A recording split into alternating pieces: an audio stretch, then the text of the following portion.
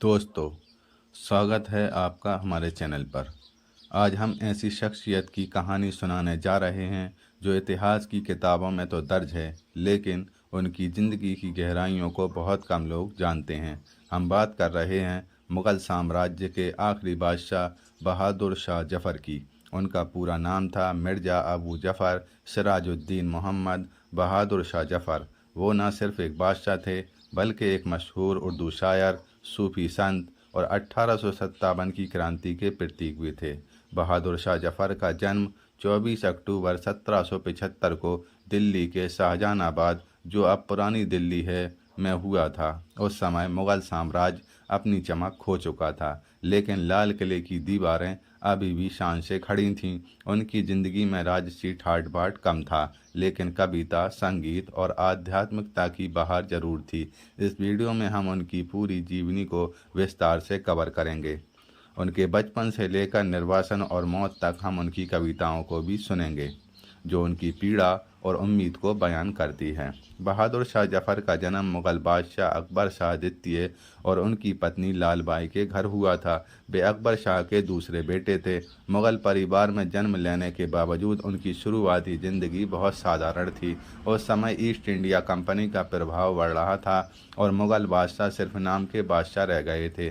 Company Delhi में tax वसूलती थी और बादशाह को पेंशन देती थी। जफ़र के पिता अकबर शाह को भी ब्रिटिशों ने कैद जैसी हालत में रखा था। जफ़र के बड़े भाई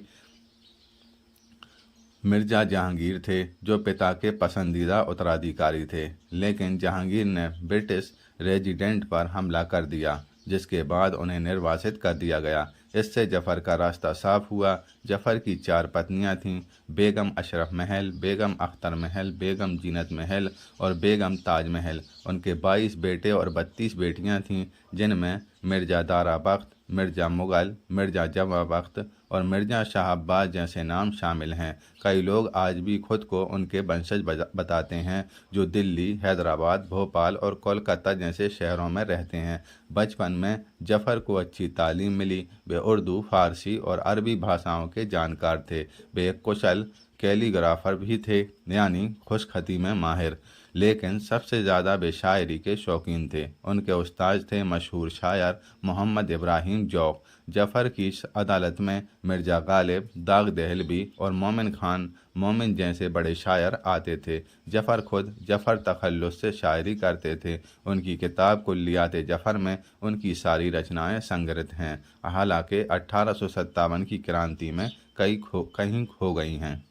जफ़र की ज़िंदगी में सूफीवाद का गहरा प्रभाव था। वे धार्मिक रूप से सहिष्णु थे और हिंदू मुस्लिम एकता में विश्वास रखते थे। वे गरीबों की मदद करते थे और ख़ुद को एक दरवेश की तरह देखते थे, न कि एक महत्वाकांक्षी बादशाह की तरह। 28 सितंबर 1837 को 62 साल की उम्र में बहादुर शाह जफ़र मुग़ल तख्त पर बैठे। उनका राज्याभिषेक 29 सितंबर को हुआ, लेकिन उस समय मुग़ल साम्राज्य सिर्फ दिल्ली और उसके आसपास के इलाकों तक सिमट चुका था, जैसे पालम तक। मराठा और ब्रिटिश कंपनी का दबदबा था। जफ़र को ब्रिटिशों से पेंशन मिलती थी और वे दिल्ली में कंपनी की फ़ौज रखते थे। जफ़र को राज्य चलाने में ज़्यादा रुचि नहीं थी। वे कविता और संगीत में मशगूल रहते थे। उनके शासनकाल में दिल्ली एक सांस्कृतिक केंद्र था। मुशायरों का दौर चलता था और जफ़र खुद शिरकत करते थे, लेकिन राजनीतिक रूप से वे कमज़ोर थे। ब्रिटिश कंपनी मुग़ल दरबार को सिर्फ एक औपचारिकता मानती थी। जफ़र ने कभी कोई बड़ा युद्ध या विस्तार नहीं किया। वे एक शांति प्रिय बादशाह थे, जो अपनी प्रजा की भलाई चाहते थे।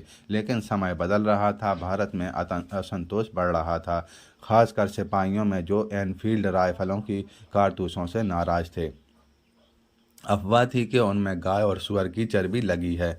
1857 की क्रांति बहादुर शाह जफ़र की ज़िंदगी का सबसे महत्वपूर्ण हिस्सा है। यह भारत की पहली स्वतंत्रता संग्राम थी। 10 मई 1857 को मेरठ में सिपाहियों ने विद्रोह कर दिया, दिल्ली की ओर कूच किया। 11 मई को वे लाल किले पहुंचे और जफ़र से मिले। सिपाही उन्हें हिंदुस्तान का बादशाह मानते थे और उनके नेतृत्व की मांग की। शुरुआत में जफ़र हिचकिचाए। वे ब्रिटिशों पर निर्भर थे और विद्रोह से डरते थे, लेकिन सिपाहियों के दबाव में उन्होंने हामी भर दी। 12 मई को उन्होंने सालों बाद अपना पहला दरबार लगाया। सिपाही उन्हें सलाम करते थे, लेकिन व्यवहार में वे उन्हें नियंत्रित कर रहे थे। जफ़र ने अपने बड़े बेटे मिर्ज़ा मुग़ल को कमांडर इन चीफ बनाया, लेकिन मुग़ल के पास सैन्य अनुभव नहीं था। सिपाहियों ने उन्हें अस्वीकार कर दिया, जिससे प्रशासन अराजक हो गया। 16 मई को एक दुखद घटना हुई। सिपाहियों ने 52 यूरोपीय कैदियों को एक पीपल के पेड़ के नीचे मार डाला। जफ़र ने इसका विरोध किया, लेकिन वे असहाय थे। उन्होंने विद्रोह को अपना लिया और फरमान जारी किया। वे हिंदुस्तान के बादशाह घोषित हुए, लेकिन दिल्ली की घेराबंदी में ब्रिटिश जीतने लगे। जफ़र हुमायूं के मकबरे में छिप गए। 20 सितंबर 1857 को मेजर विलियम हडसन ने उन्हें गिरफ्तार कर लिया। अगले दिन हडसन ने जफ़र के 3 बेटों मिर्ज़ा मुग़ल, मिर्ज़ा ख़िज़र सुल्तान और मिर्ज़ा अबू बख्त को खूनी दरवाजे पर गोली मार दी। यह घटना इतिहास में खूनी दरवाजे के नाम से मशहूर है। गिरफ्तारी के बाद जफ़र का मुकदमा लाल किले में चला। यह पहला मुकदमा था जो वहां हुआ। अप्रैल 1858 में शुरू होकर 21 दिनों तक चला, जिसमें 19 सुनवाई, 11 गवाह और 100 से ज़्यादा दस्तावेज थे। उन पर आरोप था विद्रोह को बढ़ावा देना, ब्रिटिश के खिलाफ युद्ध, संप्रभुता ग्रहण करना और ईसाइयों की हत्या में सहयोग। जफ़र ने अपना बचाव खुद किया। उन्होंने कहा कि वे सिपाहियों के सामने असहाय थे और उनके सील दस्तावेजों पर बिना जानकारी के लगाए गए हैं। उनके विश्वास पात्र हकीम अहसानुल्लाह खान ने गवाही देकर उन्हें धोखा दिया।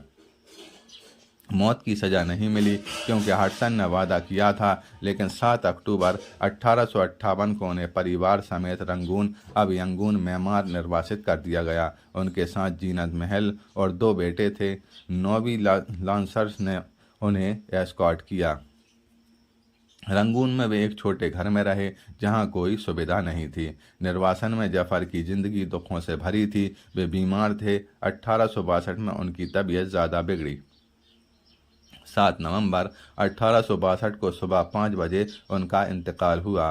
87 साल की उम्र में उन्हें रंगून में सोडागोन पगोडा के पास दफनाया गया। बाद में उनका मकबरा मिला और अब वहां बहादुर शाह जफ़र दरगाह है। जफ़र की शायरी उनकी पीड़ा को दर्शाती है। निर्वासन में उन्होंने कई गज़लें लिखीं। सुनिए उनकी मशहूर गज़ल। लगता नहीं है दिल मेरा उजड़े दयार में, किसकी बनी है आलमे नापायदार में। बुलबुल को पास वहाँ से न सयाद से गिला, किस्मत में कैद लिखी थी फसले बहार में। कह दो इन हसरतों से कहीं और जा बसें, इतनी जगह कहाँ है दिले दागदार में। उम्रे दराज मांग के लाए थे 4 दिन, 2 आरजू में कट गए 2 इंतजार में। कितना है बदनसीब जफ़र दफन के लिए, 2 गज जमी भी मिल न सकी कुएं यार में। एक और गज़ल। बात करनी मुझे मुश्किल कभी ऐसी तो न थी, जैसी अब है तेरी महफिल कभी ऐसी तो न थी। ले गया छीन के कौन आज तेरा सब्रो सकीब, सरगुजश्ते चरागे महफिल कभी ऐसी तो न थी। चश्मे कातिल की मेहरबानी गज़ब है आज की, निगाहे नाज ओ कहर ओ तकफ़ुल कभी ऐसी तो न थी।